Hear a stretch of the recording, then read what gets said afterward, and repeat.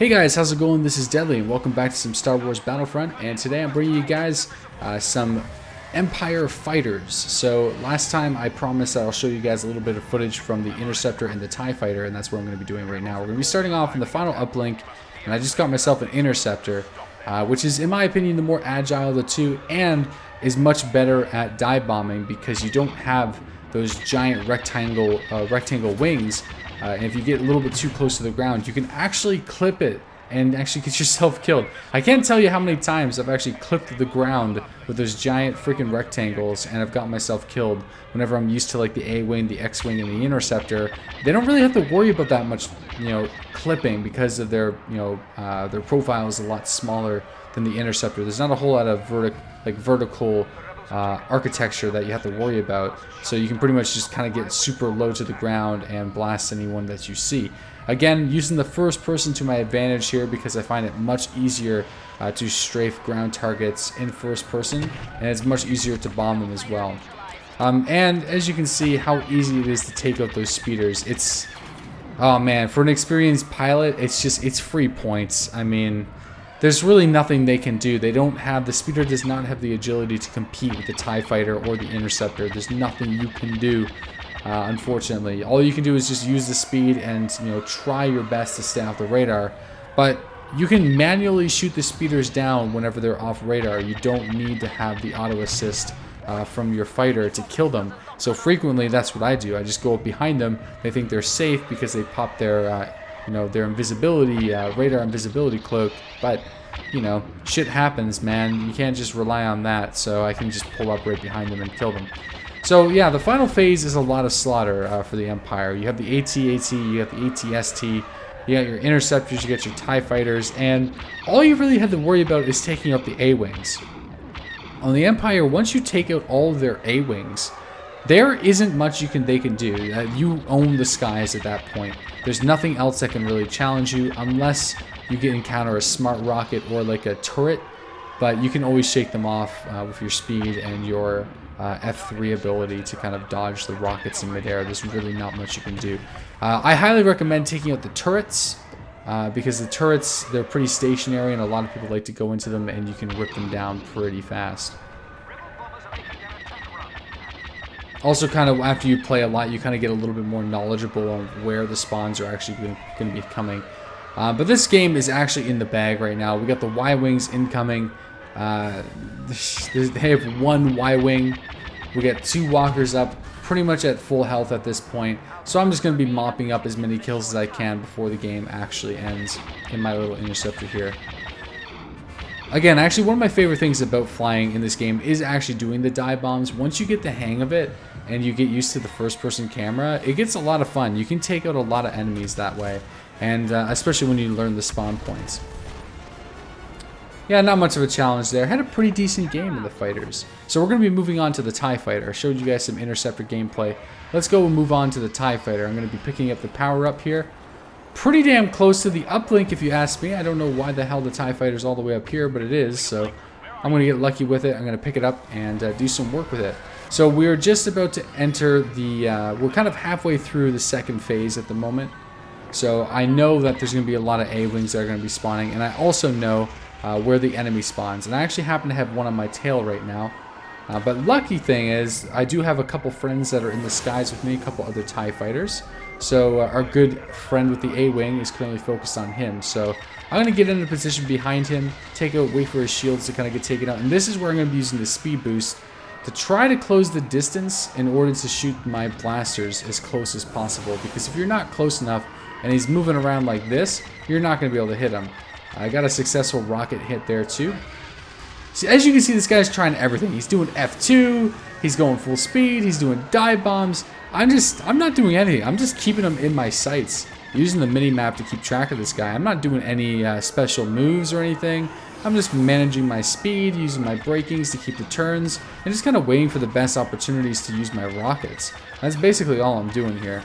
But the dogfights can be a lot of fun. So this is kind of the close the gap where my turrets would have worked, but unfortunately he popped his invulnerability shield. And I got Buddy behind me. We're both chasing this guy down, and we finally got him. He made a little mistake. and that was just kind of putting the brakes on a little bit too early and trying to do a very tight turn at low health. There really wasn't much that that guy could do at that point.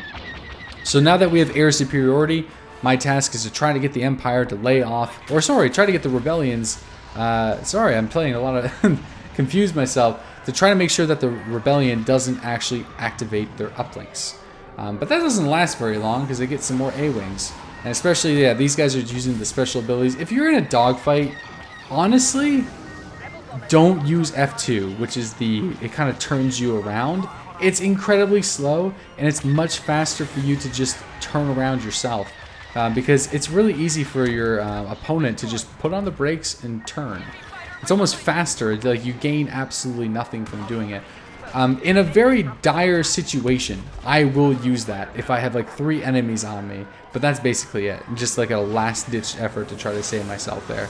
As you can see, with the invulnerability shield, you can blow up the shield with your bomb and then get close enough to shoot them down with your lasers. That's a pretty good strategy. Like as I said, the X-Wings and the A-Wings, they like to feel comfortable when they're using their invulnerability shields. So they tend to fly like shit sometimes when they pop that. So you can get really close, blow up the shield with the bomb, and then take them out with the turrets. But it's so much fun to get into a really good dogfight. You're chasing somebody down, you're working really hard. Like I said, I'm using keyboard and mouse right now, so the amount of effort that it's actually taking to move my mouse across my desk is actually pretty insane. Another thing that's really good about flying in Battlefront is you rack up a ridiculous amount of points. So for every time you kind of do a lot of damage to your enemy, you're going to be getting points. Every single time you kill somebody, you're getting 300 points. If you're a pilot, you're most likely going to be in the #1 slot every single game you play Walker Assault. Will that change? I would say so. I think you get way too many points flying right now. So that will most likely change. And also, I'm at the point in the game where we have air superiority. I'm using the Tie-Fighter still. I don't have to worry about those goddamn speeders. If there's one that gets close to me, I can just use my speed boost and get behind them and take them out. So the last thing I think these speeders are going to want to do is encounter a Tie-Fighter. That's not smart for them. Most likely what they're going to try to do, if they're smart, is to try to get as much distance between these 2 uplinks as possible, wait for their Y-Wing to spawn, and then try to go in and sneak in for a quick rope kill. That's the only thing that I would do if I have a speeder at this point in time. If you're going to try to engage a TIE fighter, you will lose this battle. Getting pretty close here. Getting a little bit too close for comfort with the TIE fighter. Some close calls, man. You get that extra, couple meters of verticality that you have to account for with the TIE fighter that you don't give the X-Wing or the Interceptor. So, like, I'm gonna get pretty damn close here, a little too close, and I'm gonna get myself killed. Now, if I had another plane, I don't think I would have died there, or another fighter, but shit happens. So it's time to finish this fight on foot, or at least gonna try to. Again, it's most likely in the bag. Your AT-ATs at this point, if they're that full health, the only way they can do it is with a 2-prong attack. The first one that gets orbital striked, which will take out like 70% of its health. And then the second one, you have a speeder take out by its legs. That's the only way at this point that they can win. But don't think as the rebels that it's absolutely impossible. If I was them, I would really try to get into the speeders and then hide them from the interceptors as long as possible. And then I would also try to get an orbital strike. It can be very difficult to do, but you might be able to get lucky. I have won games on the Rebellion just with 2 orbital strikes. So, it can happen, man. Just believe. But I got myself into the AT-AT. I'm not a huge fan of using the AT-AT. I usually bypass it. It's pretty powerful, but I find the airstrike can be really buggy at times. And depends on what the angle. You usually have to aim much higher or in a different area than where you're actually shooting, especially at the beginning of the game. We also got Lord Vader that's running around over there,